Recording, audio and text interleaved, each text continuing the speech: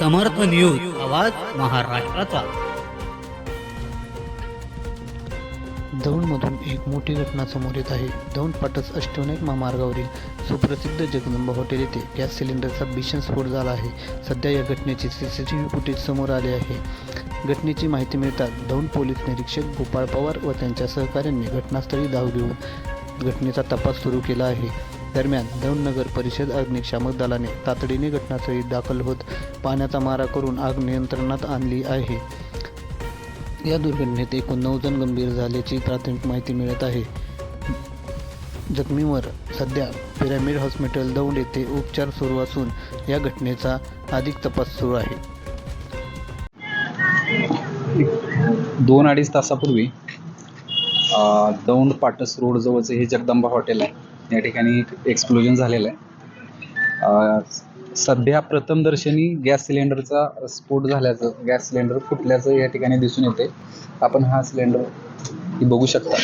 अशा पद्धतीचं ते एक्सप्लोजन झालेलं आहे आणि त्याच्यामध्ये जवळपास जगदंबा हॉटेलचं एक जो किचन आहे ज्या ठिकाणी हा सिलेंडर फुटलेला आहे तो उद्ध्वस्त झालेला आहे आणि त्याच्या आवाजाच्या धक्क्यानं, साऊंड इम्पॅक्टमुळं त्याच्या ज्या काही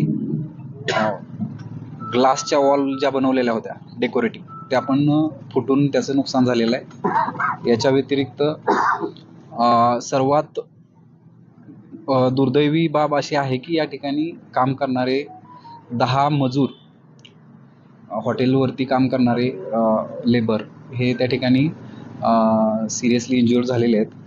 त्या सिरियसली इंज्युअर्डमधील 6 लोक हे आम्ही इमिडिएटली रेफर करून ते ससून या ठिकाणी उपचारासाठी पाठवलेले आहेत आणि इतर 4 जे सध्या प्रकृती व्यवस्थित आहे असे लोक या ठिकाणी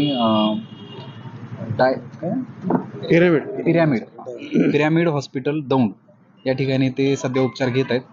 त्या ठिकाणी आमचे पोलीस यंत्रणा त्या ठिकाणी काम करते आणि ह्या अनुषंगानं आता या ठिकाणची आग इमिडिएटली आटोक्यात आलेली होती, परंतु हा जो स्फोट आहे याच्यामध्ये झालेलं नुकसान आणि ज्या पद्धतीनं लोकांना इंजुरी झालेली आहे त्या अनुषंगानं पुढील इन्व्हेस्टिगेशन सुरू झालेलं आहे. या इन्व्हेस्टिगेशनमध्ये हा स्फोट कसा झाला, त्या स्फोटमधल्या इंजुरी कशा आहेत, त्या स्फोटामुळं या ठिकाणी त्याची जी काही सेफ्टी सिक्युरिटी आहे ती पाळलेली होती नव्हती आणि इतर गोष्टी जे एक्सपर्ट वगैरे जे आहेत ते आता या ठिकाणी येतील आणि त्या अनुषंगाने ते इन्व्हेस्टिगेट करतील आणि त्या अनुषंगाने तपास करून यामध्ये व्यवस्थितपणे तपास करून झालेल्या गोष्टीवरती योग्य तो न्यायोचित कारवाई करण्याची तजवीज आम्ही ठेवलेली आहे.